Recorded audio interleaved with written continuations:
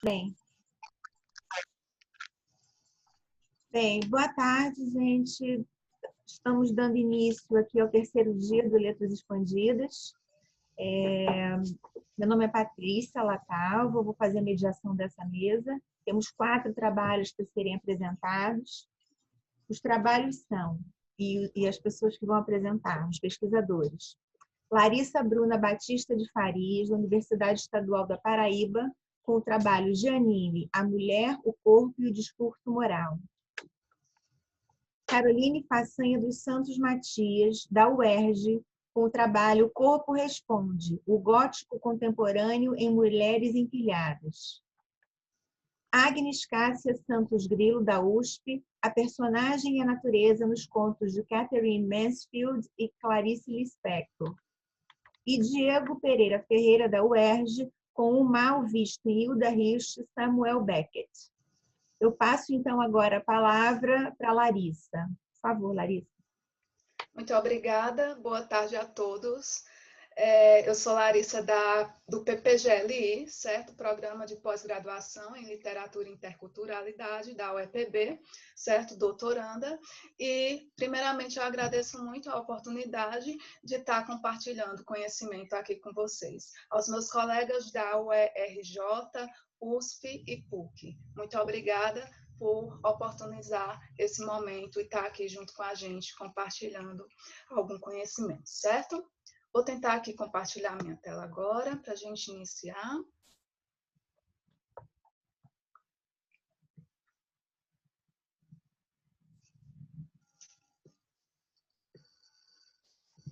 Prontinho. Tudo certo, né, gente? Vocês estão vendo direitinho aí, né? Sim. Então, a nossa discussão hoje vai ser Janine, a mulher, o corpo e o discurso moral. E desde já eu falo para vocês que Janine é um graphic novel biográfico, certo? Por que biográfico? Porque ele vai tratar da história de uma prostituta conhecida como Isa a Sueca, certo? É o nome dela, fantasia lá na profissão.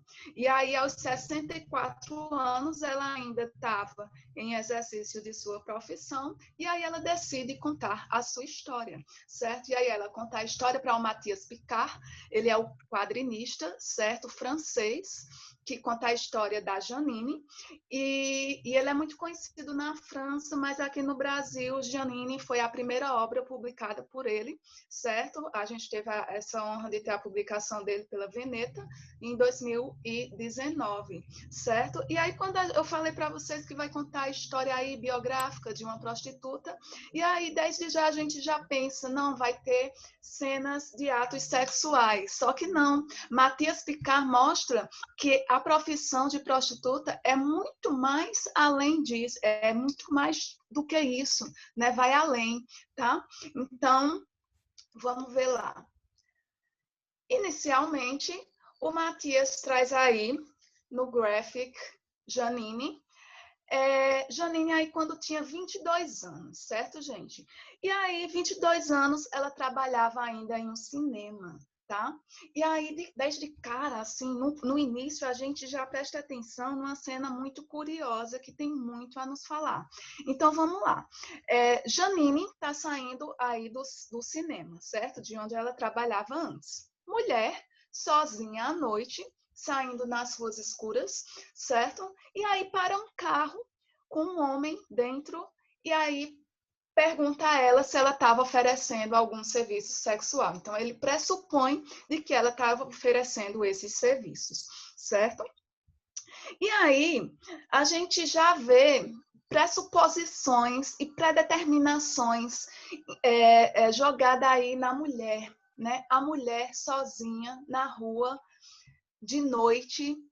O que é que veio na cabeça desse homem, né? Todas as pressuposições que a gente construiu e tenta desconstruir em torno da mulher. A mulher que tem o seu lugar dentro de casa, né? Que foi essa naturalização, né? Da mulher. Então, o âmbito da mulher seria naturalmente dentro de casa, né? Uma mulher andando à noite seria uma transgressão de regras morais, não é? De expectativas que a sociedade colocou. Então, aí ele já pressupõe que ela está oferecendo algum serviço sexual, quando, na verdade, ela estava apenas saindo do seu trabalho. E aí eu coloco a provocação. Alguém nasce mulher, né? Alguém nasce mulher. Como é que a gente pensa esse mulher? O que é ser mulher? Né? E essa cena é muito provocante em relação a isso. No final, ela vai para a casa desse moço, certo? E aí, quando ela vai para a casa dele, ela, pela manhã, ele oferece dinheiro a ela. E ela fica muito chateada, porque ela ficou com ele, não porque ela estava na profissão prostituta, porque ela ainda não era. Mas ela ficou muito ofendida que ele ofereceu dinheiro a ela, né? Então, veja aí, a mulher como natural, ela já é uma projeção social, que foi justamente o que esse homem pressupôs, né? E então, eu coloquei aí para vocês o seguinte trecho: a insistência em falar de mulheres como universais, não marcando as diferenças existentes, faz com que somente parte dessa mulher seja visto. Né? Então, aqui a gente está vendo a mulher só como um só, né? A mulher como ser frágil, ou a mulher é isso, ou a mulher é aquilo, ou a mulher é doméstica, ou a mulher é da rua, né? Então tem uma oposição, a gente vê aqui uma oposição muito forte, né, e que provoca muito a gente. Mas vale salientar que esse foi o início dela como profissional do sexo, certo? Mas desde então, Janine não conta a ninguém, certo? Porque essa pré-determinação também está lá na cabeça dela, né, desse estigma social de que ser prostituta é de fato uma quebra de regras morais, uma regra do contrato social de uma determinada sociedade, né? Então ela sente esse estigma e ela mora de favor na casa de um moço. E aí eu trago para vocês o seguinte trecho: eu não tinha dito para ninguém que eu pegava os clientes, então ela mesma já se estigmatizou, já tinha esse pré-julgamento acerca de si mesma, né? Então, tive que explicar para ele, que é o dono da casa, que não era da conta dele o que me deixasse em paz. E que me deixasse em paz. O problema é que ele contou para a Françoise e depois para Rodolphe, tanto que de um dia para o outro eu me vi solteira e na rua, né? Então ela foi posta na rua, né? O moço não quis mais ela morando na casa dela, depois que ele descobriu qual era a profissão real de Janine, certo? Então, vejam aí, né? As prostitutas, elas, como mulheres que fogem das normas estabelecidas sobre o uso da sexualidade, especialmente no que diz respeito à mulher, são, então, afirmadas como portadoras de um estigma, né? Elas são colocadas à margem da sociedade. E a Janine, ela sentia isso, e ela mesma já estava se colocando à margem, né? Como a gente pode perceber. E aí, certo dia, a Janine foi presa, certo? A Janine foi presa em 1968, certo? E aí ela foi presa justamente porque ela estava com um companheiro dela, certo? O companheiro dela estava sendo procurado pela polícia e tudo mais, e ela estava junto com ele na hora, e em ordem dele não ser preso, ela tentou defendê-lo e foi presa. E aí, na prisão, ela coloca o seguinte: me deixaram na prisão 1 mês, 2 meses, até que o dia em que o inspetor-chefe da polícia judiciária disse: mas foi uma mulher que fez isso. Ela bateu em um policial para defender seu homem, mas é um ato de amor. Ele disse isso, um ato de amor, então foi para explicar aos outros e tentando falar e falar, e acabaram me soltando, né? Então, vejam só, para ele, a mulher é o sedócio. Veja ainda, é a mesma situação que a gente viu lá no início, né? A mulher como sedócio, a mulher não é violenta. Se ela bateu, foi um ato de amor, né? Então, vamos lá.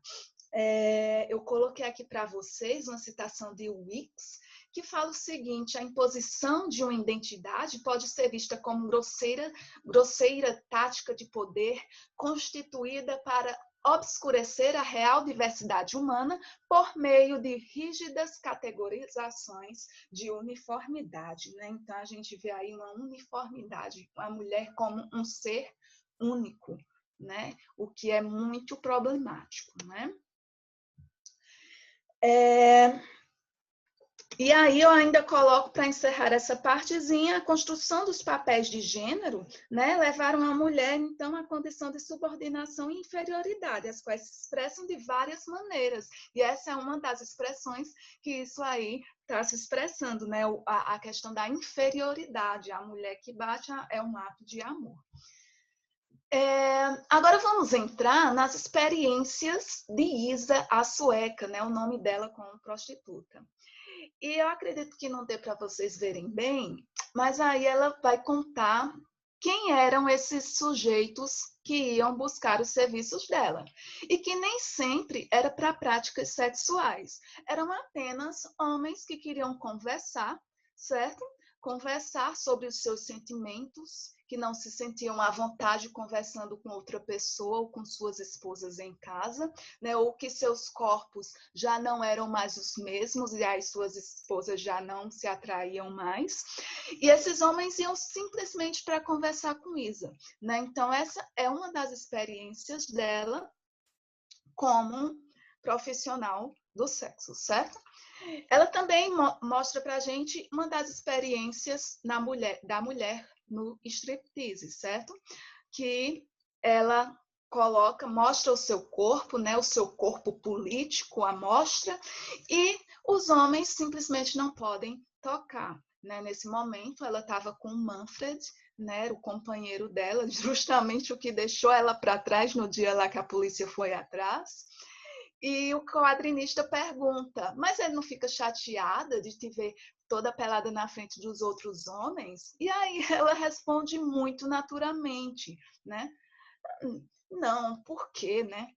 Por que se sentiria? E aqui eu mostro para vocês o Manfred, aquele que deixou ela lá na situação que ela foi presa, certo? E aí, nesse momento, ela já começa a ter o sustento econômico através da prostituição, certo? Então, ela já está muito conhecida, já começa a ganhar um bom dinheiro em cima disso, né? E aí ela coloca o seguinte: eu sempre dava presentes para o Manfred, né? Eu dava ora um belo relógio, ora uma pulseira de ouro, e isso lhe dava certa presença, e ele me comprava brincos ou um colar de pérolas, não de muito boa qualidade, quase sempre sintético, mas eu sabia bem o que contava mais no presente não era o preço, e sim a intenção de quem dá. Eu o amava demais. Então vejam aí o poder que ela conquistou através do corpo. Corpo esse que transgrediu a moralidade da sociedade, né? Que transgrediu regras, que transgrediu normas. É um corpo transgressor, um corpo político e que teve muito a falar. Então, a mulher aí, ela está sustentando o homem, e aí a gente verá a inversão de papéis. Então, o monstro moral, eu posso dizer que é um monstro político que rompe com papéis, como lá dizia Foucault, certo? Então, Janine, ela não se sujeita e sua resistência se mostra mediante seu trabalho subversivo, né? Porque é um trabalho subversivo que enfrenta, né? Que resiste. E aí eu coloco a grande questão, né? O que é ser prostituta? E aí a gente vê a visão do que é ser prostituta através de Janine, né? Mas aí a gente está vendo através dela como sujeito, mas a gente não está vendo nas suas multiplicidades, né? Porque a gente sabe que cada sujeito vai ter a sua experiência, certo? Então, E no decorrer do tempo, o significado do trabalho ele modificou-se muito, deixando de ser considerado só um fardo necessário à sobrevivência e um acúmulo de riquezas, para se tornar um meio de realização e valorização humana, certo? Então, e com a industrialização passou-se a considerá-lo algo além de mera sobrevivência, como também uma fonte de realização. Então, ela coloca lá o seu tempo em contraposição com as novas mulheres que estão entrando na prostituição. Então, ela coloca, hoje não é mais igual. As moças ficam na coleira dos cafetões. Elas são drogadas, elas fazem qualquer coisa por somas ilusórias. E depois a gente é limpa. Eu me cuido sempre. É isso que a Janine coloca aí. Então, para ela, não é só uma questão de dinheiro e não é uma questão de se submeter ao poder masculino. Pelo contrário, é uma questão de poder, poder da mulher, poder de não se submeter, mas sim o contrário, não é? O contrário. Então, vejam aí. Larissa, desculpa te interromper, só para te avisar, mais 3 minutos, sim? Tudo bem, muito obrigada. Obrigada. Já estou concluindo. Então, vamos lá, gente. Nesse próximo aqui, eu coloco que ela retrata o primeiro congresso lá de prostituição em 1975, certo? Então, ela é aquela que vai à luta mesmo pelos direitos, certo? Os direitos para sair dessa marginalidade, né? E para ter um pouco de reconhecimento na sua profissão. Então, as explorações, né, que ocorrem, elas são frutos justamente do estigma, né, e do isolamento, né? Nem tudo são flores, nem tudo são bonito, né? Tem a questão da exploração e da violência, né? Sendo necessário lutar por melhores condições de trabalho, já que a violência já estaria associada justamente a esse caráter informal da profissão, certo? Então, perceber o trabalho sexual como passível de exploração, como qualquer ocupação, pode implicar em bases para a mobilização de lutas por melhores condições, certo? Direito, benefícios, bem como também para a resistência à opressão, permitindo o surgimento de estratégias para a busca por mudança, né? Que foi o que Janine fez. Ela lutou, né? E aí ela pediu, justamente, ela é uma história, né, de uma mulher que quer ter voz. E a voz dela vem através da literatura, certo? E aí ela pensa, o Matias, ele disse, não, vamos fazer os desenhos, vamos fazer aqui os quadrinhos. E aí ela se questiona, ué, eu pensava que era um livro de verdade que você ia fazer, mas o que seria um livro de verdade, né? O graphic novel, ele não é um livro de verdade, ele não está dando voz a ela. Ela não está contando uma história, ele não tem o mesmo poder, né? Então, é um livro de verdade. Na ideia dela, seria um romance, talvez, uma biografia, e não um graphic novel, né? Então, o que seria um livro de verdade? Então, fica aí um pouco para reflexão da gente, já que a gente tem que ser mais breve aqui, certo? E aí, para encerrar, pessoal, eu trouxe algumas considerações, né? Vou pontuar e depois eu vou me colocar aqui. A prostituição vai contra as experiências, as expectativas sociais atribuídas ao papel da mulher. E, apesar de sua evolução no mercado capitalista, a prática não garante direitos trabalhistas.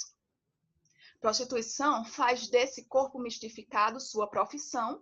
E, por último, eu pontuo o seguinte: o poder não atua somente sobre a consciência, ele age sobre o corpo. O poder é repressivo, nos cala e nos impede de ser, certo? Então, resumindo aqui, a gente viu muito ao longo do graphic novel do Matias, retratando aí a história biográfica da Janine, a imagem corporal que se relaciona intimamente ao julgamento moral, que o sujeito acredita fazerem de si. O que é determinante, na verdade, para a apreciação que ele mesmo faz do seu corpo e no processo de sua construção identitária. E tais colocações, para que possamos repensar, não é, sobre a condição que se encontram os sujeitos nos espaços sociais, as liberdades e restrições sobre o seu corpo ser e dessa maneira seria tentar desconstruir estereótipos e noções discriminatórias sobre a prostituição. Então, fica aí a reflexão para que a gente continue a fazer. Muito obrigada a todos. Muito obrigada, Larissa. Muito importante essa reflexão que você nos trouxe. Então, para a gente não perder tempo, eu já vou anunciar a próxima pessoa que fala nessa mesa, que é a Caroline Façanha dos Santos Matias. E o trabalho dela é O Corpo Responde, o gótico contemporâneo em mulheres empilhadas. Larissa, mais uma vez, obrigada, e eu passo agora a palavra para a Caroline. Na realidade, eu só gostaria de saber como que eu posso compartilhar, porque eu resolvi colocar só a imagem do livro para ter um aporte visual. Você está com a imagem aberta no seu computador? Sim, vou abrir aqui. É porque... Tá, mas é que a partir do momento que eu colocar a imagem toda, eu não vou conseguir voltar para o Zoom. Então, primeiro eu preciso compartilhar.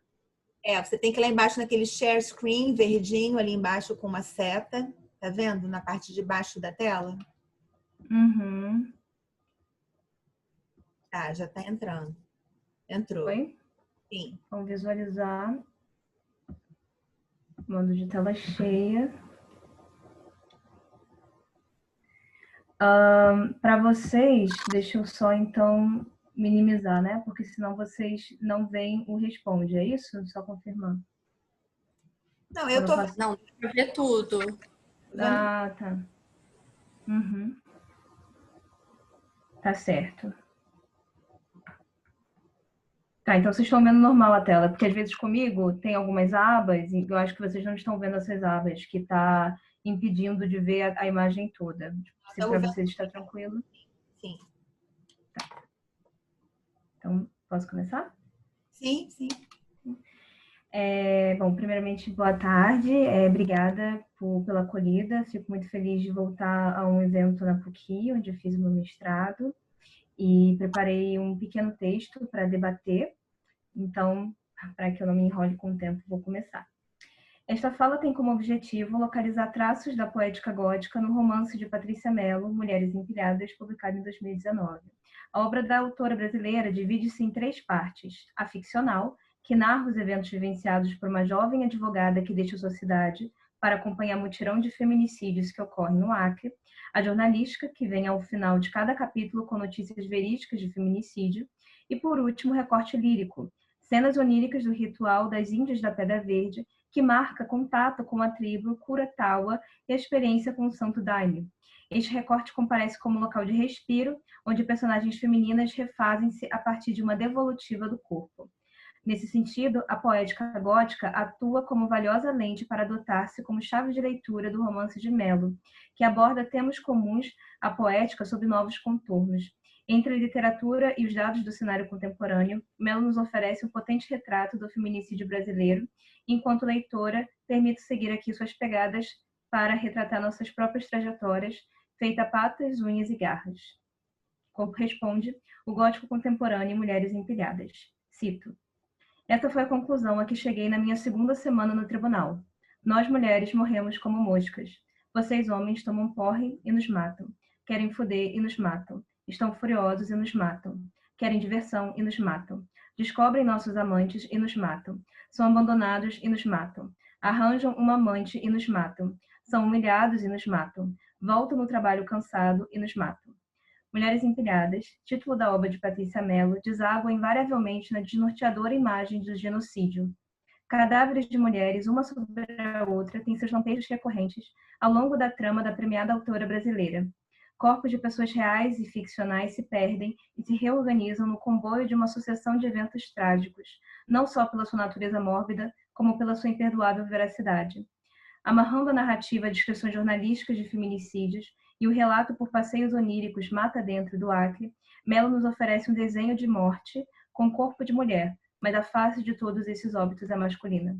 Esta análise nos convida a inserir a poética gótica no contexto de sobrevidas do romance, nos ofertando possíveis aproximações e divergências e possibilitando novas reflexões ao transpor drama contemporâneo e tradicional temática da poética gótica. Se em determinado corrente desta tradição, o perigo mora ao lado de dentro, na esfera privada do lar aristocrata que se encerram pavorosos dilemas, profecias, maldições, assombrações perturbadoras e perigos sombreados pela vista da lua, no drama contemporâneo, longe de habitar um castelo em ruínas como o gótico setecentista, ou os corredores de um casarão vitoriano, como o gótico oitocentista, o assassino está mais próximo do que se imagina.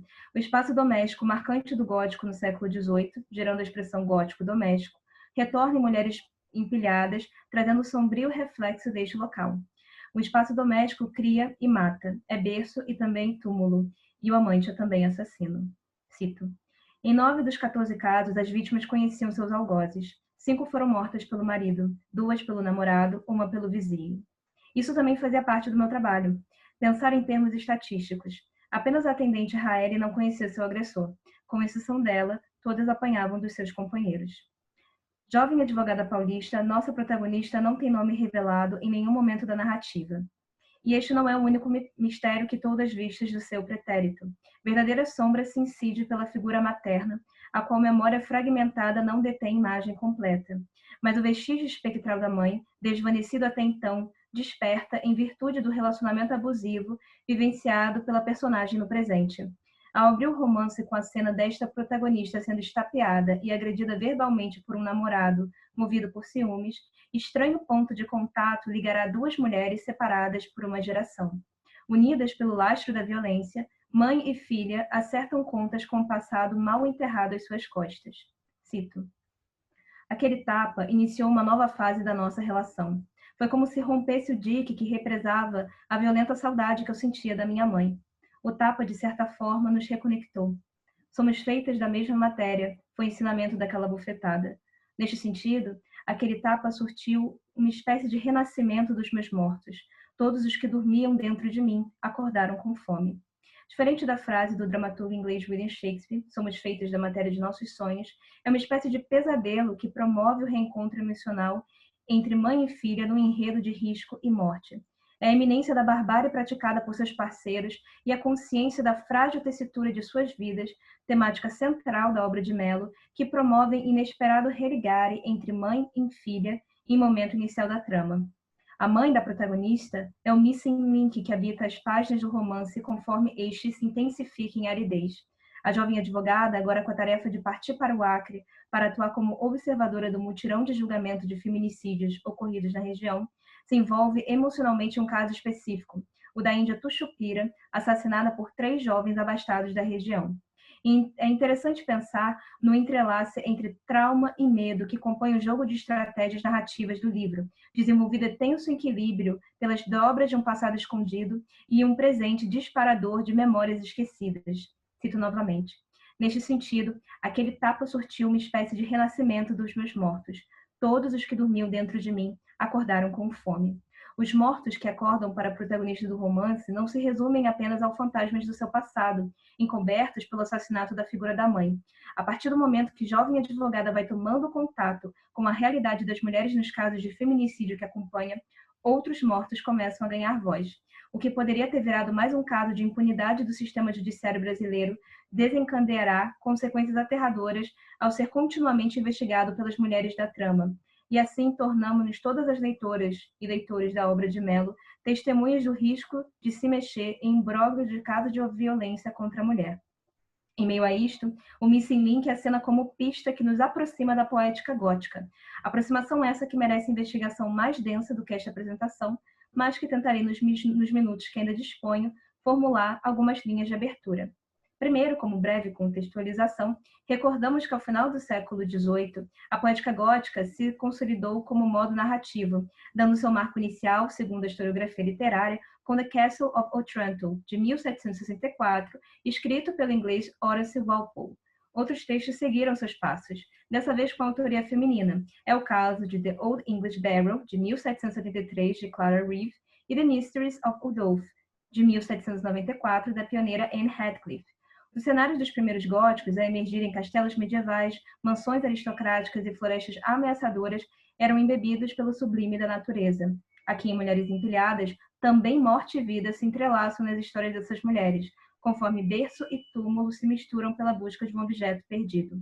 Ao atravessar a jornada íngreme, a jovem advogada paulista que busca pelo verdadeiro responsável da morte da Índia Tuchupira mal sabe quanto arrisca a mergulhar no próprio passado escondido, o objeto perdido acena do outro lado da borda. Steve Brum, em artigo The Contemporary Gothic, Why We Need It, o gótico contemporâneo, porque precisamos dele, reflete a poética gótica como uma de reincidência surpreendente através dos séculos, e assinala que desde o século XX, o gótico traria para suas narrativas um esquema de necessidade e desejo como tema e dilema teórico. O sujeito gótico, de acordo com ele, psicanalítico, atravessado por desejos e fantasias fora de seu controle, opera, portanto, no terreno inconsciente. Trata-se desse lugar onde interditos não importam e onde o consciente não toca, e que parece surgir da proibição primeira da satisfação de desejos que resulta em uma tentativa de recuperar esse objeto perdido. Ou seja, o desejo pelo objeto perdido que se manifesta a partir de um impedimento nasce de uma falta, que é o que parece guiar o gótico em sua roupagem contemporânea. Cito. O que torna o gótico contemporâneo particularmente contemporâneo, tanto em seus temas como em sua recepção, contudo, é que esses desejos inconscientes se concentram no problema de um objeto perdido. A base mais primordial de nossa necessidade do gótico e tudo que viria junto dele. Além do desejo inconsciente de um objeto perdido, a dualidade de vida e morte, conforme a poética gótica em seus anos iniciais tanto deslocou, retornam em Mulheres Empilhadas, em um jogo cifrado de significados e charadas que a todo tempo nos faz perguntar: que matéria é essa mesmo que parece nos unir? David Pante, nome marcante do estudo do gótico, comenta a respeito do corpo da mulher em The Gothic Condition, de 2016, e pode nos auxiliar como um começo de caminho. O corpo da mulher é um corpo sempre aberto à possibilidade de contaminação, pela possível e às vezes indetectável presença de um outro, o bebê, oposto ao corpo masculino, que é culturalmente presumido como inviolável. Mas este mesmo corpo, digo eu, ungido por uma abertura que se permite ser vulnerável e vulnerabilizar, é na mesma medida destrutivo e destruível. É este corpo aberto, após dissolver a violência do mundo que o incinera, ou o mundo que o reduz a um genocídio, como é o feminicídio abordado em Mulheres Empilhadas, responde. Na poética gótica, morte e vida se entrelaçam em um sopro que nos induz a perguntar tudo aquilo que estaria escondido.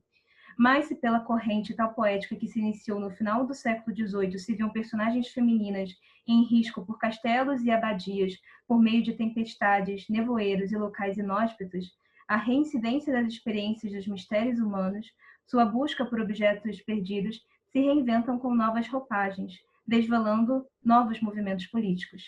O poema A Night Piece of Death, de 1721, de Thomas Pennell, publicado pela percussora The Graveyard Poetry, no início do século XVIII, lança temas comuns ao que veio a ser consolidado posteriormente como a poética gótica. Estes elementos imagéticos, como sepulturas, cemitérios, ruínas, fantasmas e, sobretudo, a morte, se refazem e se lapidam agora com a tessitura dos templos em Mulheres Empilhadas. A obra de Patrícia Mello nos apresenta uma fileira de corpos enderrocadas, uma espécie de retrato de muitas que seguem em queda livre.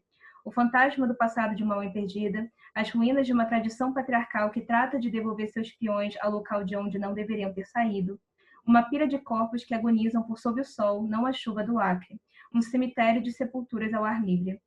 Mas estes corpos não estão calados, tampouco imóveis. De madrugada, quando todos dormem, as índias da Pedra Verde se levantam. São essas índias que ensinam a jovem advogada paulista a se defender.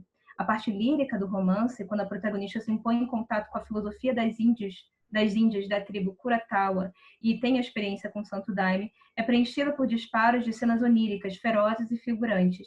Ali, somos apresentadas a uma nova filosofia frente à violência de um sistema misógino, que é a principal antagonista do drama de Patrícia Mello. Com as índias da Pedra Verde, a jovem advogada sem nome aprende que um corpo caído pode responder. E com isso, o corpo adormecido do trauma vivenciado no passado desperta, devolvendo-a a matérias que unem essas mulheres. A violência que as separou no passado foi a mesma que as uniu anos mais tarde, quando a jovem advogada decidiu cavar a fundo o caso de Tuchupira.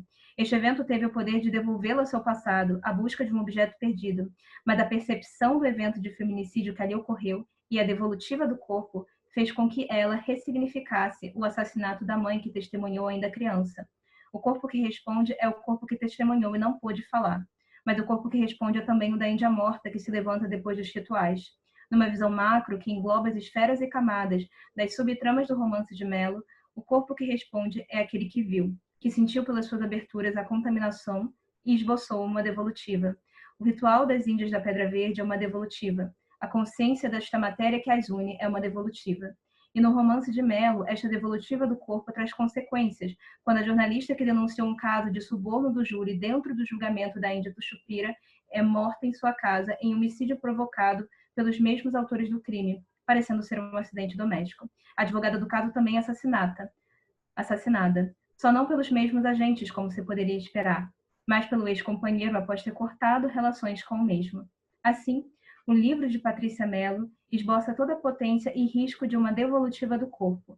Se a resposta não é gratuita e os riscos são imprevisíveis, em Mulheres Empilhadas, quando o corpo responde, se esboça um movimento de desempilhar-se.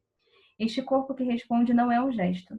Este corpo que responde é um legado, para que as mulheres da próxima geração tenham histórias diferentes a contar. Obrigada, não sei como é que eu tô com o tempo. Foi perfeito, tempo perfeito. Eu já ia te avisar que faltava 1 minuto. Que bom. Dei uma corridinha. Muito obrigada, Carolina. É muito interessante essa relação que você faz, né, entre a literatura da Patrícia Mello e essa literatura gótica, né, europeia, antiga, né, que a gente não é uma relação que a gente não julga possível, mas quando você coloca faz todo sentido. No Que bom. Obrigada. Conversar mais sobre isso. Eu vou passar agora a palavra para Agnes Cássia Santos Grilo, ela é da USP. E ela traz o trabalho A Personagem e a Natureza nos contos de Catherine Mansfield e Clarice Lispector. Agnes, você está com a palavra. Ok, obrigada.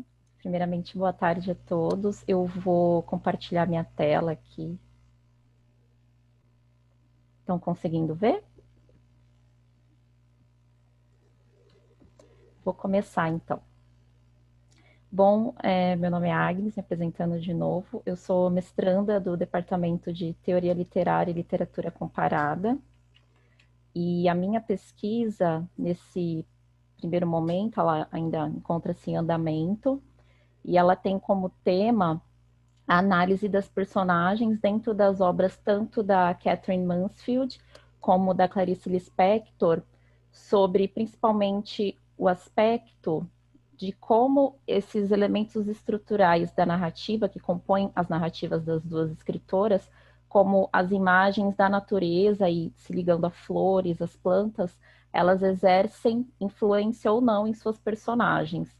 Então, a partir do estudo do gênero do conto é que se desdobra esse meu problema que eu vou buscar responder nessa pesquisa. E, primeiramente, a trajetória que eu fiz aqui para estar tentando responder essas questões é de abordar essa importância da criação literária, do conto moderno, e em como as escritoras elas trouxeram essas personagens ligadas ao cotidiano e o que acontece nessas personagens que estão ligadas à casa, ao doméstico, diante da presença desses elementos da natureza. Quais seriam as relações? E também aprofundando a questão dos estados mentais dos seres, a partir dessa relação paradoxal que faz com a natureza e com o doméstico. Aí, como referencial teórico, eu elenquei alguns aqui, porque eu estou utilizando na pesquisa. Então, tem principalmente o Antônio Cândido, com a questão da redução estrutural, que ele fala dessa importância, né, da realidade do mundo e do ser, ele se transforma na narrativa literária uma estrutura. Também as questões do Júlio Cortázar, do conto moderno, em que ele aborda, que ele vai frisar essa importância dos contos da Catherine Mansfield, que é uma escritora neozelandesa, e também da Clarice, na questão dos contos e dessa linguagem que ela traz, desse novo olhar que ela direciona à mulher. Aí aqui o objetivo que eu tracei mais ou menos dessa pesquisa é de primeiro estar trazendo as questões do conto da Catherine Mansfield, que como ela já foi aí, e ela é até hoje estudada nas questões do short story, que é o conto moderno inglês, e também dessa importância dela estar sempre trazendo personagens femininas nas histórias, nas narrativas curtas dela, e de como isso é importante, de como isso acaba refletindo a sua obra. Eu trouxe aqui um trecho que faz parte de uma das cartas dela, que ela vai falar um pouco dessa importância de se detalhar, de se fixar nesses detalhes da narrativa. Aí aqui ela fala, like always, to have a great grip of life, so that I intensify the so-called small things, so that truly everything is significant. Então, para ela, tudo dentro da narrativa é importante. Então, todos esses detalhes, como os objetos, a natureza e as relações entre a mulher, são importantes para ela na narrativa. A Clarice, que é uma escritora já muito conhecida, brasileira de origem ucraniana, e ela traz também, nessa concepção da escrita dela, a busca desse feminino, de estar trazendo mulheres também, mulheres de classe média, e para ela, a escrita, é algo que ultrapassa os limites, e nessa crônica dela aqui, chamada Confissão, Declaração de Amor, ela vai falar que é um verdadeiro desafio para quem escreve, sobretudo para quem escreve tirando das coisas e das pessoas a primeira capa de superficialismo. Então, para Clarice, esse é um dos grandes desafios que ela traz na escrita dela. Aí aqui também eu trouxe um trecho de uma das crônicas que a Clarice ela escreveu, que ela vai traçar essa relação que ela tem com a Katherine Mansfield. E a pesquisa, nesse primeiro momento, ela tem também esse objetivo de estar conectando, de estar fazendo esse estudo comparativo, de estar buscando influências ou não da Katherine com a Clarice Lispector. Então, aqui nessa crônica, chamada O Primeiro Livro de Cada Uma de Minhas Vidas, a Clarice ela vai dizer que ela foi numa livraria e que ali ela teve um encontro com um dos livros da Katherine Mansfield, que na época era o Felicidade. Aí aqui, nesse trecho, ela fala, emocionada eu pensava, mas esse livro sou eu, e contendo um estremecimento de profunda emoção, comprei-o. Só depois vim a saber que a autora não era anônima, sendo ao contrário, considerada um dos melhores escritores de sua época, Katherine Mansfield. Então aqui a gente já vê que a Clarice ela era uma grande admiradora dos escritos da Katherine Mansfield. Aí, para estar trabalhando esses conceitos, eu coloquei também, como estudos teóricos, de estar trazendo alguns conceitos da imagem e também da metáfora. Aí aqui tem um pouquinho do que é a questão tratada pelo Aristóteles, que a metáfora ela vem também muito nessa questão dos transportes, e nesse trabalho eu busco estar relacionando também essas questões, que é a questão do transporte, algo que está relacionado às narrativas das escritoras, e também nas escolhas lexicais dos objetos. Aí aqui no caso eu vou enfocar na relação da natureza, que atribuem outros sentidos e em como a natureza ela é descrita e na sua relação também, tanto do doméstico como desse encontro que as personagens têm com a natureza. Aí aqui também eu trouxe um trecho do Octavio Paz, que ele trabalha também com esses conceitos da imagem, que ele vai falar que é a figura real e irreal que evocamos ou produzimos com a imaginação. E a gente também tem essa noção de que a imagem, ela tem todo o trabalho literário feito sobre ela, tem também essa questão do caráter sensível, existe também essas questões do caráter ambíguo também, e também esse apelo à memória de sentidos, que é basicamente o que as duas escritoras trabalham nas suas narrativas curtas, que é o caso aqui do meu estudo. Então, os contos, primeiramente, eu escolhi estar estabelecendo uma relação entre o Prelude, que foi um conto publicado em 1920, na coletânea Bliss and Other Stories, focando principalmente na personagem Linda, e no conto Amor, publicado em 1960 na coletânea Laços de Família, com a personagem Ana. Então, basicamente, a partir desses dois contos, analisar as transposições de sentido e de que formas elas se relacionam com as personagens, em como que revelam novas formas de representação, principalmente desse encontro das personagens com a natureza E o que acontece depois disso?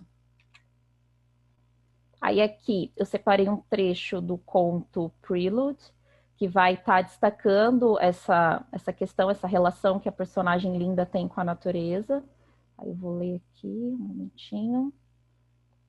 Então, resumidamente, a personagem, ela é mãe de 3 filhas e ela tem esse desejo de ter um menino, mas que ela já está há muito tempo nessa busca de ter um menino e de satisfazer o seu marido, a sociedade.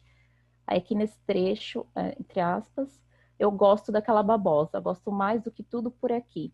E tenho certeza de que vou lembrar dela muito depois de ter esquecido todas as outras coisas. Olhando de baixo, ela podia ver os longos chifres pontiagudos que arrematavam a ponta das folhas de babosa. E com a visão deles, o seu coração endureceu.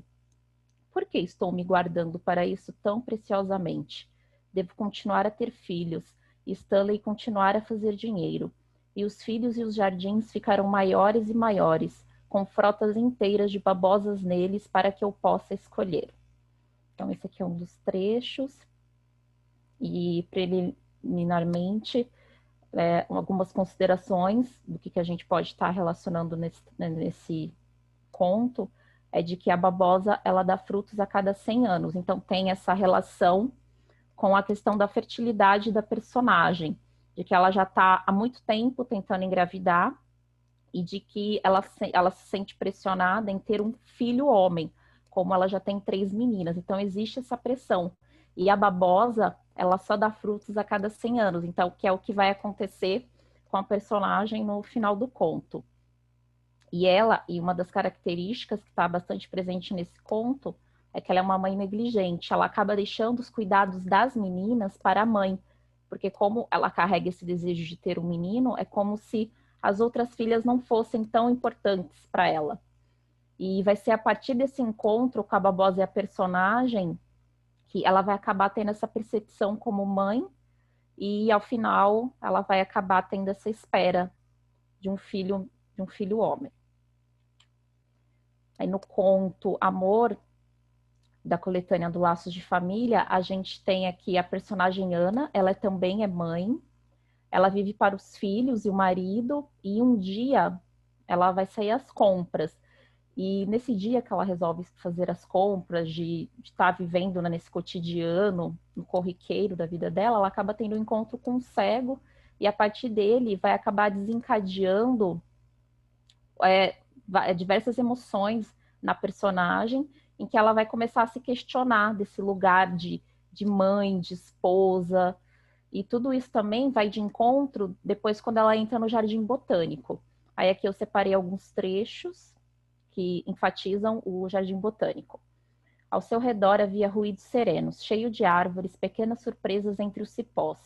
Todo o jardim triturado pelos instantes jamais apressados da tarde. De onde vinha o meio sonho pelo qual estava rodeada?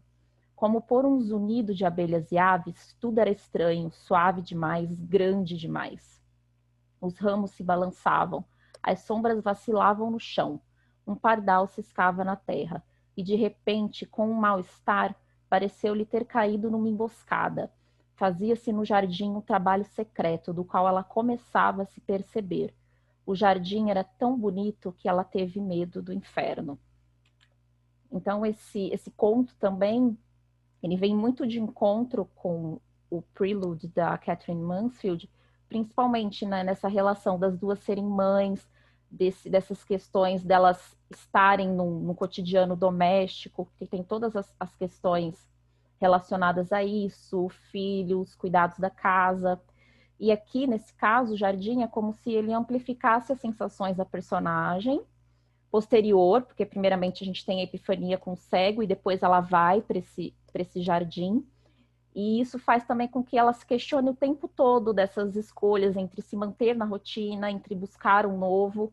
E as flores, todo aquele espaço que ela está ali no jardim, de certa forma, vai acabar intensificando isso. Tem também a questão do mal-estar, da náusea, essa questão de ser um trabalho secreto, e também nessa relação paradoxal com o jardim, dele ser o jardim do Éden, né, o paraíso, e também com o inferno. Que aí o inferno sendo, né, esse jardim sendo esse lugar de respostas, de escolhas e de conhecimento.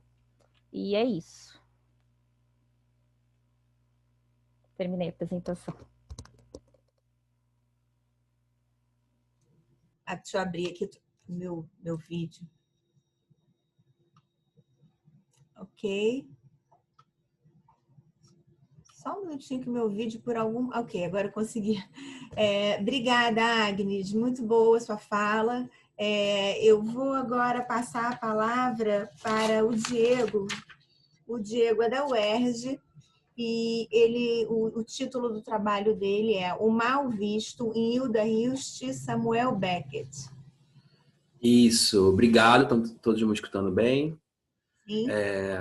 Boa tarde, todo mundo. Queria primeiro agradecer também a presença de todo mundo. Eu vou compartilhar a minha tela aqui também. Enquanto isso, dizer que eu gostei muito dos trabalhos que foram apresentados até agora, principalmente pela importância política deles também, né? Eu trabalho na minha tese a obra da Hilda Hilst, né? Inevitavelmente, em algum momento, eu vou passar por essa força política da Hilda também, embora não esteja tão óbvio aqui nessa apresentação. Existem desdobramentos do meu tema que necessariamente encontram um ponto de vista mais político, né? E aí o que eu fiz, o que eu estou propondo hoje é porque eu procuro sempre com a Hilda falar sobre o meu tema a partir também de interlocuções, né? Eu procuro interlocuções com diferentes escritores ou com a filosofia contemporânea. Aí no caso o Samuel Beckett, que inclusive a Hilda era inclusive leitora do Beckett, né? Eu trago ele agora para falar sobre um dos pontos da minha tese, que está desmembrada assim, para criar essas apresentações, né? Em primeiro lugar, queria dizer que eu não estou trabalhando com a obra completa do Samuel Beckett, não é esse o meu interesse, é muito mais por uma ideia que está presente num livro dele, chamado Mal Visto, Maldito, né? Um romance que foi publicado em 82, e traz uma ideia de mal ver que me interessa muito no tema que eu trabalho com a Hilda. Então, me ajuda a falar um pouco sobre esse tema, né? E construir uma ideia a partir disso. Bom, eu acho que eu vou ter que... só um momento, eu vou ter que abrir porque eu não estou conseguindo ler. Deixa eu ver como é que eu faço isso. Minimiza. Pronto. Então, aqui eu apresento a ideia central da minha tese, né, que eu falo um pouco sobre as imagens aberrativas na poética da Hilda Hilst. Esse termo, né, aberrativos, né, sai da ideia de aberração mesmo. Só que eu trabalho com um livro chamado Os Movimentos Aberrantes, Deleuze, Os Movimentos Aberrantes, né, de um filósofo chamado Davi Lapujade. E ele utiliza esse conceito da aberração, distanciando ele um pouco da ideia de monstruosidade, porque geralmente a gente atrela a ideia de aberração a uma ideia de monstruoso. Mas acho que no caso dele e no caso da Hilda também, eu gostaria de aproximar muito mais essa ideia de um estranho, de um irreconhecido, de uma coisa que ainda não tem nome, que ainda não tem lugar na nossa compreensão. Então, a aberração está entrando aqui muito mais nesse lugar, né? E aí se relaciona também com o que eu venho procurando no Beckett, que é essa ideia do mal ver. Eu trouxe aqui um trecho da Obscena Senhora D, da Hilda Hilst, que acho que acaba dialogando um pouco mais com essa ideia, fica um pouco mais claro, né, ilustrativo também. Eu vou ler o trecho. Também não compreendo o corpo, essa armadilha, nem a sangrenta lógica dos dias, nem os rostos que se olham nessa vila onde moro. O que é casa, conceito, o que são as pernas, o que é ir e vir, para onde, Ruth?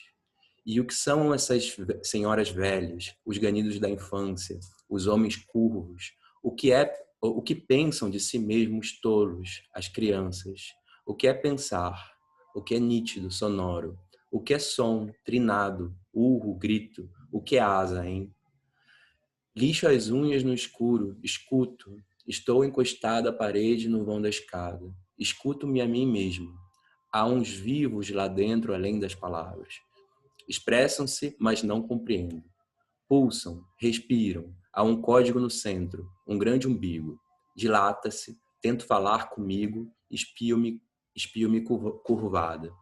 Então, eu separei esse trecho para já figurar um pouco a ideia de que a Hilda, a escrita dela, muitas vezes, em muitas passagens dos livros dela, é criada a partir de uma tentativa de encontrar alguma coisa que ainda não tem um nome, né? De nomear, assim, como ela mesma fala, talvez mergulhar as coisas numa pia batismal, né? E dele sair com um nome. E essa busca incessante por essa coisa que ainda não tem um nome é que se torna a própria força da escrita dela, né? É curioso.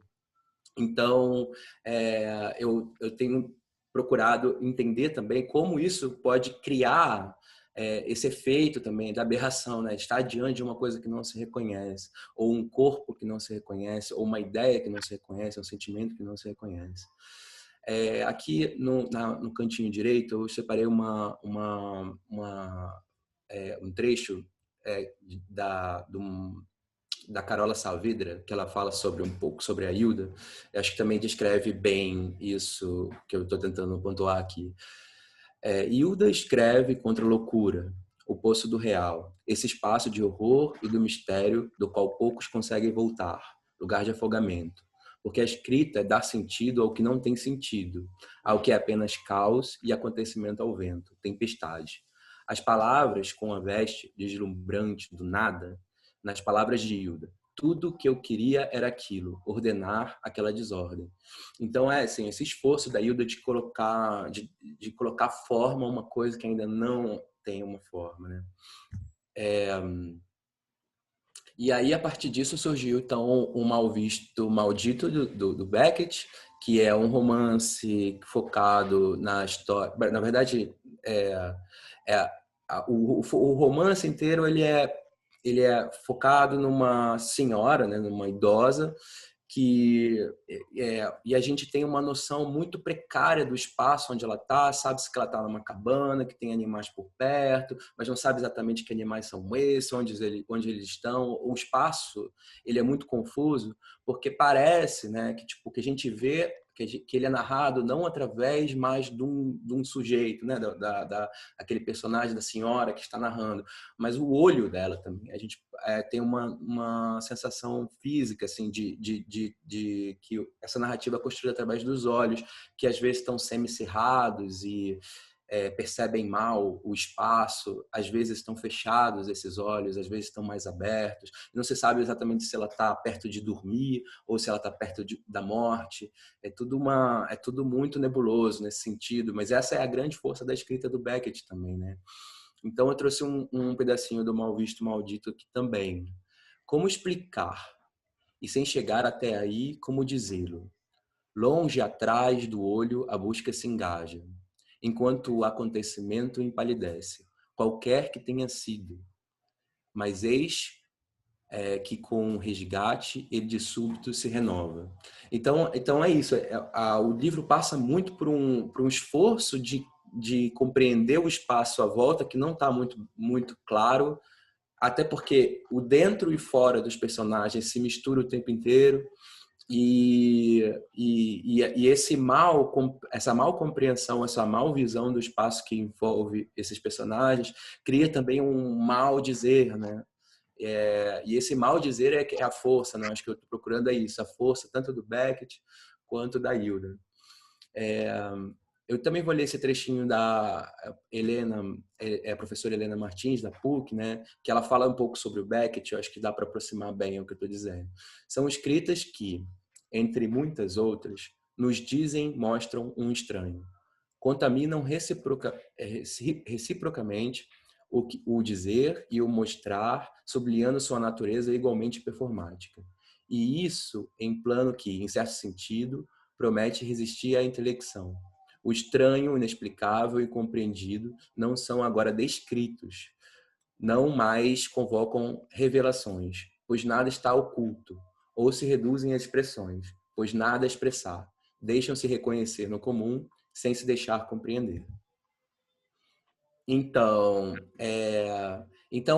o que chamando a atenção, essa coisa dos olhos, né, que aparece tanto, né, no Beckett quanto na Hilda, é interessante porque cria um efeito também, né, de personagens que estão procurando no espaço a descrever algo que envolve o mundo dele subjetivo e o espaço que está no entorno, mas é uma tentativa que sempre passa um pouco pela falha, passa pelo lusco-fusco, o acinzentado.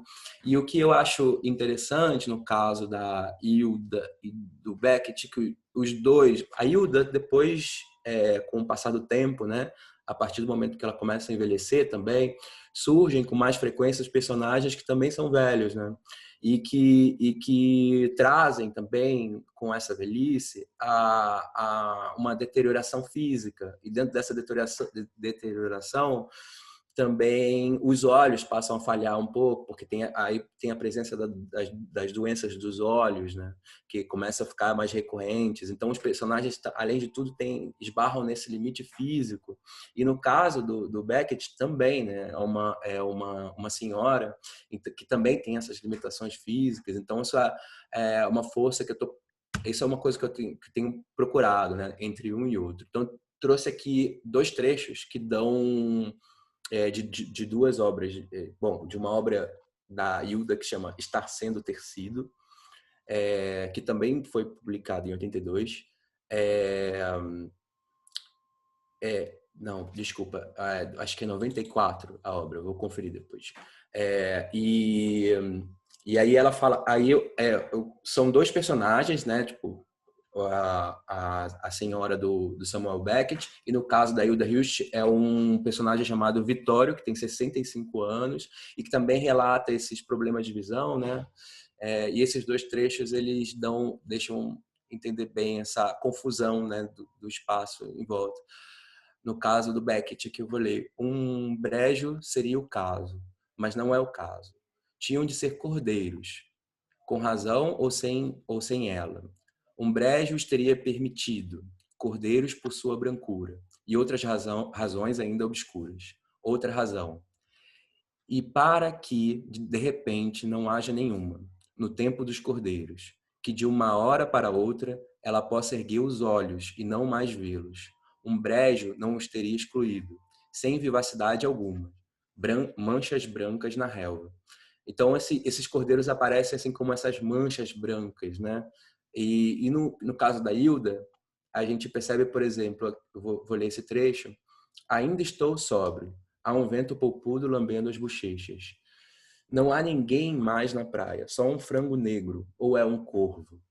E um cachorro mais triste do que tal fita preta. Ele olha igual a mim o horizonte. Tento fazer com que se aproxime. Vem, vem, cachorro. Ele teme os humanos, nós, os imundos, os grotescos, e as palavras sempre entupindo arcas, armários, cestas. Se entendêssemos o grande buraco escuro onde nos metemos, tudo seria silêncio. Quer dizer, os 2 procuram, de uma certa medida, uma força no silêncio, né? Que talvez seja a grande palavra, a impossível palavra, né? Porque como se diz o silêncio, né? Ou no não mais ver, né?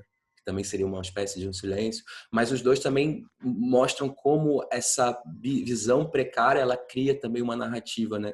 Essa ideia de ver um frango negro ou um corvo aparece nesse livro da Hilda em vários momentos, está sendo tecido. E esse personagem ele não consegue distinguir muito bem o que é aquilo que ele vê. Isso cria um efeito muito interessante do ponto de vista do que eu estava chamando a atenção da aberração, né? Que aí sai daquele lugar da monstruosidade e vira uma coisa que não se reconhece muito bem. O atraso do reconhecimento dessa coisa é que se torna uma grande força, né? Na leitura, assim, aquilo que não se sabe o que é. E aí eu termino aqui falando um pouco sobre essa ideia do que eu estou chamando de força, né? Do indistinto. Por quê?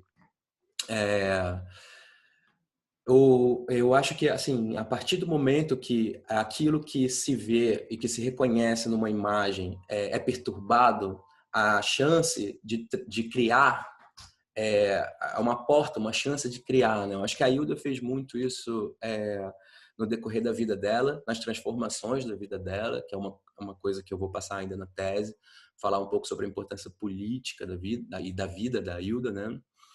E aí eu separei, então, aqui 2 trechos para falar um pouco sobre a importância, né? Tipo, como isso que não se reconhece é também uma força. Eu vou ler um trecho do Didi Uberman, tá?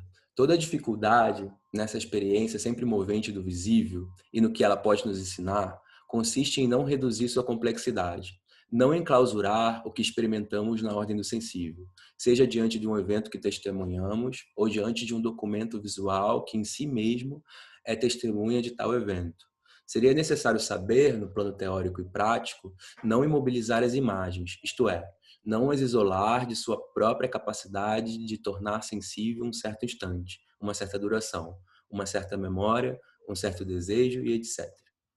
E aí depois, essa frase do Kunichi Uno, que é uma estranha definição da imagem, uma imagem que se dissipa, na qual a imagem não é mais imagem de alguma coisa, na qual a imagem, ela mesma, é uma vida indeterminada. A fissura se abre ao fundo de cada imagem, entre todas as imagens esgotadas. E é ao se esgotar que a imagem revela a sua essência.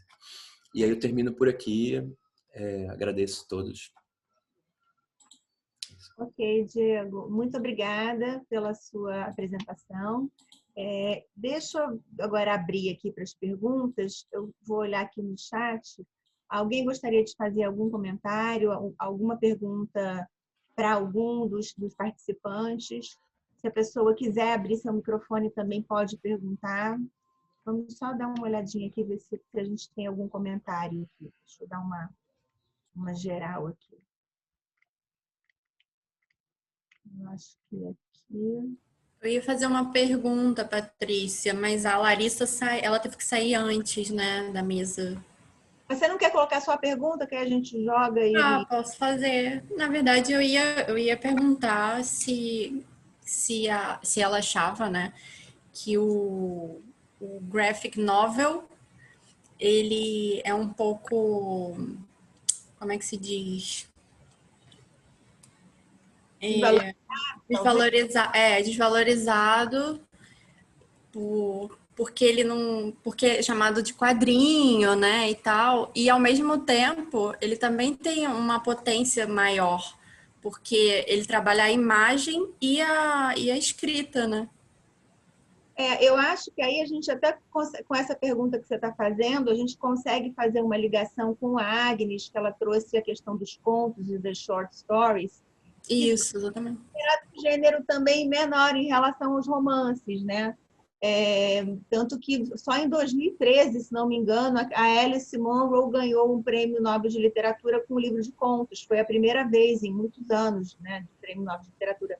Mas eu acho que esse momento agora que a gente está vivendo, acho que a Agnes pode até falar nisso, que ela está mais dentro dessa coisa das short stories, do conto. Eu acho que é um momento propício para esse tipo de literatura, para essa narrativa curta, né? Pelos tempos e pelo que se apresenta, né, Agnes? Sim, concordo muito. E o short story, desde lá da concepção do Edgar Allan Poe, ele tem essa qualidade, essa característica principal de atender ao leitor moderno. Então, por ser curta, por ser uma linguagem mais intensa, mais direta, então ele vai atender não só nos conceitos de mercado literário, mas como também de estar aproximando esse leitor da literatura, por ele ter essa característica mais concisa. E tanto a Catherine como a Clarice, no caso da Catherine, ela só escreveu contos, algumas cartas, poesias, diário também, mas assim, a ficção dela, que ela se destacou realmente foram os contos. Já a Clarice não, a gente vê que ela tem romance, ela tem crônica, ela tem assim uma vasta obra. E mesmo assim, essas duas escritoras, elas tiveram por muito tempo à margem, e principalmente os estudos dos contos da Clarice. Eu sinto muita dificuldade em pesquisar trabalhos que foquem só nos contos. A gente vê que tem muita coisa sobre os romances. Agora, sobre os contos, a gente não encontra com tanta facilidade. E por isso que essas narrativas curtas, graphic novel, essas novas narrativas e as narrativas híbridas também, elas são importantes para a gente estar pensando nesse lugar do leitor também, né? Do que ele absorve, de como o leitor moderno também está lidando com isso. Legal. Deixa eu ver se alguém perguntou mais alguma coisa. Não, deixa eu passar, então, aqui a palavra para a Caroline. Caroline, você fez essa relação que é muito interessante do livro da Patrícia Mello. Eu não sei se você estava aqui no primeiro dia, quando a gente recebeu ela na mesa de abertura, que ela falou sobre o processo dela. Você estava no dia da Patrícia Mello? No primeiro dia, na abertura do evento, foi com a Patrícia Mello e com a Eliana Alves Cruz, e elas falaram sobre as produções, e a Patrícia Mello falou sobre o livro, sobre esse livro. E você fez essa relação que eu achei muito pertinente sobre essa literatura gótica, que sim, realmente acaba por ser uma literatura, um texto gótico dentro desses critérios que você apresentou. E você falou uma coisa interessante, que sempre que a gente pensa em literatura gótica, a gente automaticamente se remete a séculos passados, né? A gente tem essa tendência.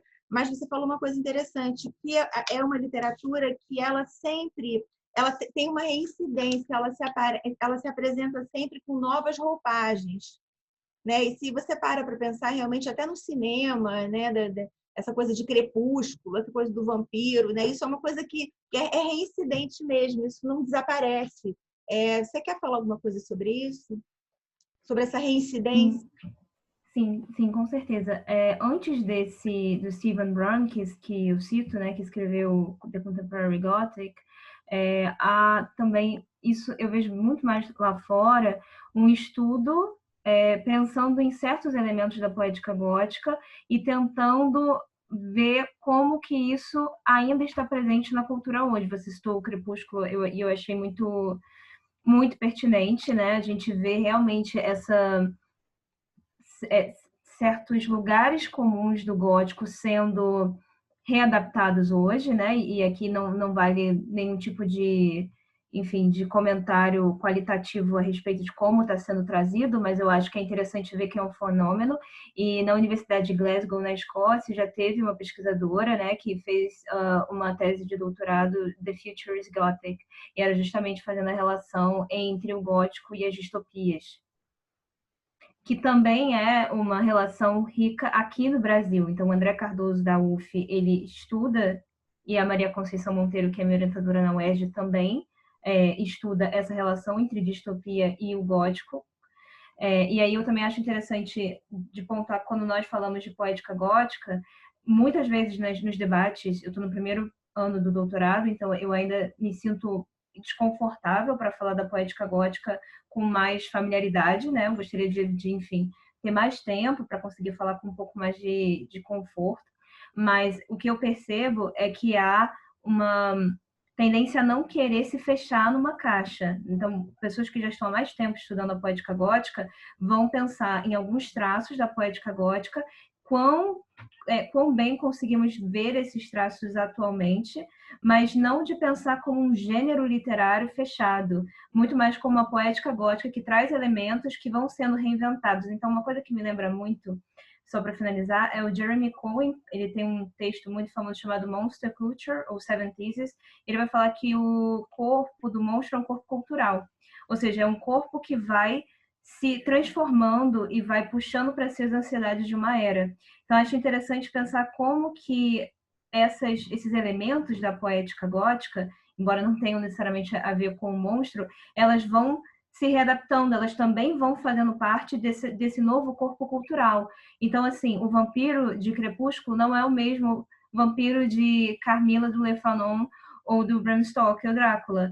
Mas que vampiro é esse e como que ele capta a ansiedade de uma era? Que ansiedades são essas ou que fenômeno é esse? Então, enfim, eu gosto muito de conversar sobre isso, mas ainda há muito caminho a ser percorrido. Não, mas muito bom, é muito interessante essas relações que você está criando. Eu acho uma grande pesquisa. Parabéns, gostei muito. Bem, temos uma pergunta para o Diego aqui. Deixa eu dar uma olhada. Para o Diego, se possível. O nascimento foi a morte para ele. De novo, restam poucas palavras. Para morrer também, diz Beckett, no Solo, 1979. Há um maldito nos tempos contemporâneos que o Beckett e a Hilda aproximariam dessa morte que nasce em várias configurações. Hoje eu dei a entonação errada. Há um mal dito nos tempos contemporâneos que o Beckett e a Hilda aproximariam dessa morte que nasce em várias configurações hoje? Peço desculpas se minha questão é confusa, tentarei formular melhor se for o caso. Diego. Eu queria agradecer pela pergunta, Valesca. Eu não sei se eu entendi muito bem o que você está chamando a atenção como morte, mas assim, eu acho que tem uma relação com o contemporâneo, aí no que eu estou procurando, dentro dessa ideia do mal ver e mal dizer, né? Porque exatamente assim como eu acho que a força política do trabalho, da ideia de aberração que eu venho tentando estabelecer aí na tese, exatamente uma ideia também daquilo que questiona os lugares estáveis dos corpos e das coisas, né? Então, talvez eu possa até relacionar com uma ideia de morte nesse caso, né, também, né? Porque talvez daria para a gente pensar, por exemplo, esse lugar estável paralisado do que se entende do corpo do outro, também como enfrentamento à morte, né? Assim, tirar esse lugar desse corpo estável, né? De perturbar uma ideia de que a gente conhece o outro, conhece o corpo do outro, e também deslocar ele desses lugares culturais, sociais, né, que são construídos também, por exemplo, pensar o corpo da mulher, né, pensar a importância política da Hilda no tempo dela e as questões contemporâneas hoje, que vêm sendo trabalhadas na literatura contemporânea também, mas de uma maneira geral, filosofia contemporânea, enfim, todos os engajamentos contemporâneos. Então eu acho que tem uma coisa de tem uma força desse mal ver e mal dizer que pode ser aproveitado hoje, sabe? Embora em épocas diferentes, essas ideias tenham surgido em épocas diferentes, acho que tem essa força de hoje. Eu não sei se eu entendi muito bem a questão da morte, mas se você quiser fazer mais alguma pergunta ou colocar de outra maneira, também fica à vontade, tá? Agradeço muito. Diego, então, eu não sei se a Valesca vai querer fazer mais algum comentário. Eu vou fazer um último aqui, né? Não sei se você tem mais alguma coisa. Ela está falando, perfeita a sua resposta. Diego, você estava falando dessa coisa do reconhecimento, né? Eu fiquei com uma dúvida, porque sempre que eu ouço alguém falando sobre essa coisa do reconhecer, do não reconhecer, do mal-estar, eu me lembro daquele texto lá do Freud, do Das Unheimlich, o estranho familiar e tal, né? Daquela coisa de você, do não reconhecimento de algo que é familiar. Tem alguma relação com isso? Você acha que não? Você acha que você traz aqui a visão do outro, não é voltado para dentro? Não, eu acho que tem uma relação com isso, sim. Até o texto que eu trouxe da Helena, o estranho que ela usa, até se aproxima desse estranho freudiano também.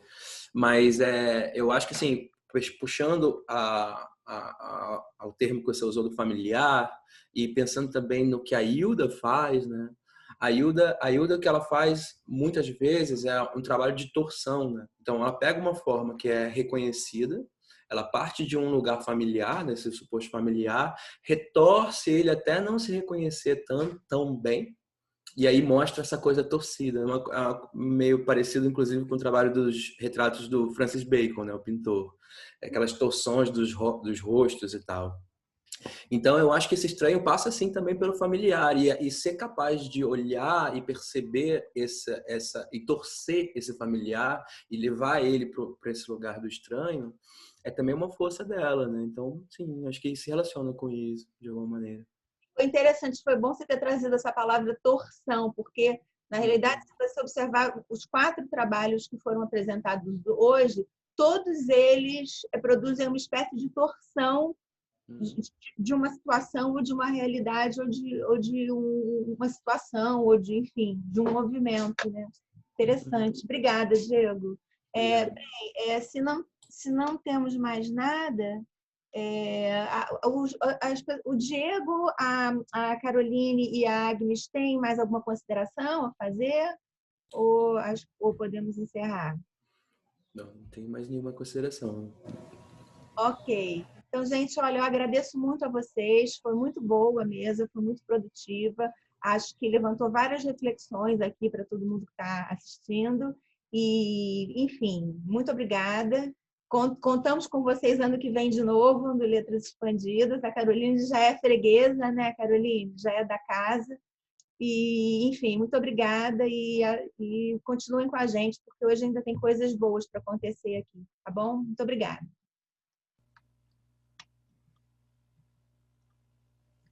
Agora a gente tem um pequeno